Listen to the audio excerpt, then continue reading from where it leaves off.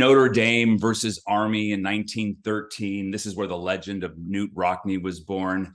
There was the legendary 1968 game when Harvard beats Yale 29-29. Doug Flutie's Hail Mary against the Miami Hurricanes in 1984. It was so many games played every year. Something remarkable seems to happen every season. So I thought I'd get some of the highlights out of the way for those of you who are tuning in to see some college football highlights. I've got 3 of them for you. The first one was in the 2007 Fiesta Bowl when Boise State was down to their last gasp against Oklahoma. Let's get our college football fix here. For the Broncos, Bransky's legs might be critical here to save time on throwing the ball. Down the middle, James, the lateral to the corner of the end zone. Can you believe that? Can you believe that? Or how about this? When Auburn and Alabama squared off in the 2013 Iron Bowl, Alabama, the score was tied, was trying a last-second field goal. Number 8 block kick can go the other way, too. You got to be careful and get it up. On the way. No, returned by Chris Davis. Davis goes left. Davis gets a block. Davis has another block. Chris Davis. No flags. Touchdown. Auburn. An answered prayer. That was the moment that gave us a new sports term, the kick six. And I think most college football fans didn't even know you could return a missed field goal. One of the great finishes in a college football game, maybe the greatest, although wait, there was this one. Harmon will probably try to squib it, and he does. Ball comes loose, and the Bears have to get out of bounds. Rodgers along the sideline, another one. They're still in deep trouble at midfield. They tried to do a couple of... The ball is still loose as they get it to Rodgers. They give it back now to the 30. They're down to the 20. Oh, the band is out on the field. He's going to go into the end zone. He's going into the end zone. Will it count? The Bears have scored, but the bands are out on the field. There were flags all over the place. Everybody's milling around on the field. The Bears have won. The Bears have won. Oh, my God. The most amazing, sensational, dramatic, heart-rending, exciting, thrilling finish in the history of college football. California has won. Okay, what a call by Joe Starkey. And fun fact, being a Northern California Bay Area kid, I was at that game. Not so fun fact, I was there with my friend and his father wanted to beat the traffic out of Berkeley. So we left the stadium right before that play happened. And I vividly remember walking away from the stadium and hearing the crowd roar and saying, I think something just happened. Anyway, amazing moments, all of them. But if you have ever attended one of my lectures for One Day University, either in person or virtually, you know that I'm more interested in the sports moments that have some sort of off the field significance. So what I'm interested in today are the games and the moments that reveal something larger about the American past. I'm interested in the games and the moments that either reflect something important going on in American history, or the games and the moments that might have actually affected American history, the games and the moments that might have actually changed this nation in some way. So I've got 4 such games and moments today. The first one, we're going to get right to it. The first one comes in 1906, when an organization was created to save the game of football by making the game of football less lethal. So before we get there, we need to figure out very quickly where this game of football, college football, comes from. And then we need to get a sense of just how deadly this game could be.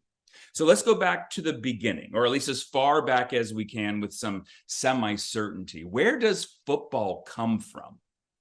Well, the American game of football comes from the English village game known as mob football, or sometimes called Shrove Tuesday football. It was a tradition to play this game of football on Shrove Tuesday, which is the day before Lent. You know, another day name for Shrove Tuesday is Mardi Gras. But instead of beads and parades and sweet rum drinks, here in England, it was hearty ales and mob football. And look, this is the game. Mob football is the game from which soccer, rugby, and American football all derive. There is no doubt. The only rule in mob football, as the saying goes, is that there were no rules. The game was chaos and violence. One critic called it a devilish pastime, more a bloody murdering practice than a sport. Contests generally pitted inhabitants of one village against men from another village. There was no limit to the number of players on each side, and the goal of the game was to get the ball across your opponent's end line any way possible. Running, kicking, throwing, head bashing, manhandling, use your imagination. Over the years, English kings found mob football so disorderly that they explicitly banned the sport on at least 30 different occasions. But these prohibitions never worked. Mob football was too popular. People who toiled endlessly in the agricultural fields, they craved the thrill of this endeavor. All right, this game in some form made its way to American colleges. And we see it on at least one American college in 1827, where young men were looking for a way to prove their mettle to each other. Beginning in 1827, it was a tradition at Harvard College for the sophomores to play the incoming freshman class in a game that they called football. They played it on the first Monday of the school year, a day that was known at Harvard as Bloody Monday, which gives us a sense of how this game went down. 25 young men would line up on each side. They were given a ball, and the ball looked like this. It was usually an inflated pig bladder, which was wrapped in leather. And this is where we get the name pigskin for the football. The goal of the game was to get the ball across your opponent's goal line any way possible, but the real goal of the game was to degrade and humiliate the incoming freshman class. But at the end of this Bloody Monday contest, the two sides, they would come together and they would engage in drinking and singing. There was slapping on the back and everyone toasting each other's bravery. You, sir, are the most masculine of men. No, you, sir, are the most mighty and masculine of all mighty and masculine men, that kind of stuff. But the freshman class was now welcomed into the student body. This bloody game of football had been their initiation. It was hazing, and they passed the test. Yale College began the same practice in 1840, and this violent mob football game, it slowly spread throughout the Northeastern colleges, each college with their own specific rules, each college privileging their own specific version of the game of football. Then something happens. In 1869, we get an intercollegiate football match, an actual football match between students from two different colleges. In November of 1869, this game took place in a cow pasture in New Brunswick, New Jersey, when a gang of young men from Princeton, they traveled 20 miles to play a gang of young men from Rutgers College. And it sounds very similar to those bloody football games at Harvard, but here there was more of an emphasis on kicking the ball, you can see that in the illustration here, rather than running with the ball.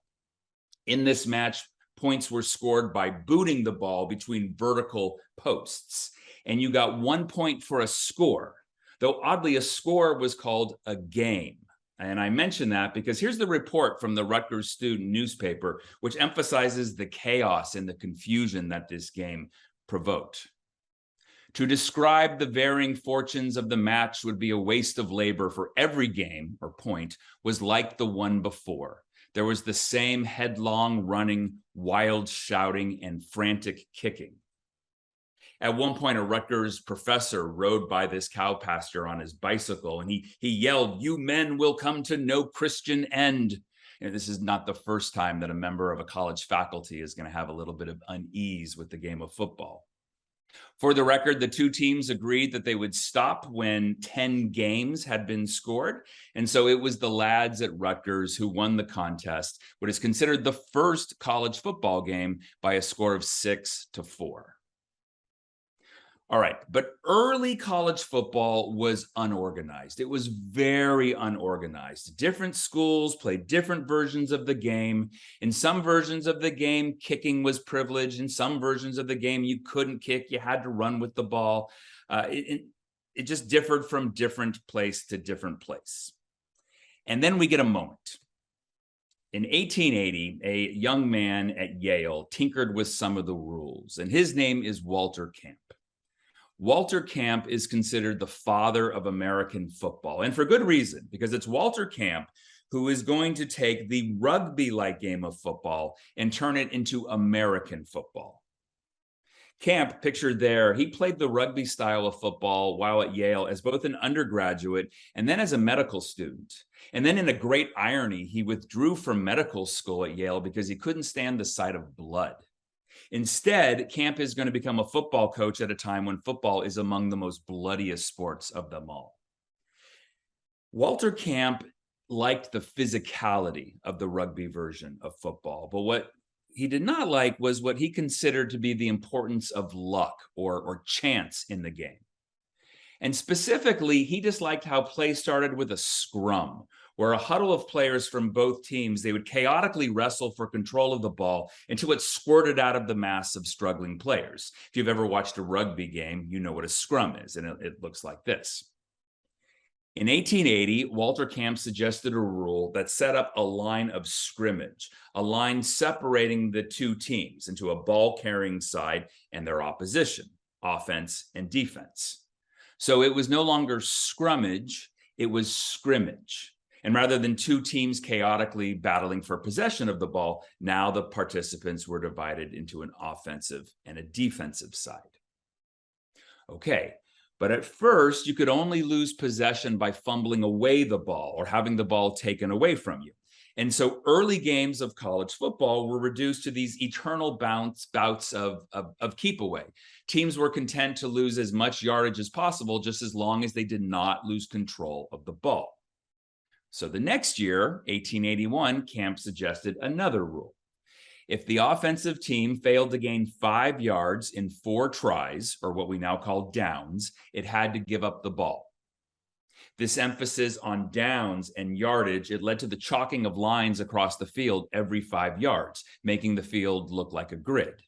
And when it was cold out, the field got hard, like iron. This is when people started calling the college football field the gridiron. So the task was 5 yards in 4 tries. And here's what early college football became. It was a desperate, brutal slog to advance the ball 5 yards. You were not allowed to throw the ball forward yet. So all of the players would concentrate themselves in one area to maximize force for a running play. And in order to gain their needed 5 yards, teams would do this. They employed something called the flying V, or the flying wedge. This was a tactic where blockers, they would lock arms or they would hold on to leather straps that were sewn onto their teammates' hips. You can see some of those straps on the players in this picture. And they would form a protective V in front of the ball carrier. And players would get a running start. They did not yet have to be positioned at the line of scrimmage at the start of play. And this mass of players, they would sprint forward, arms locked, all together.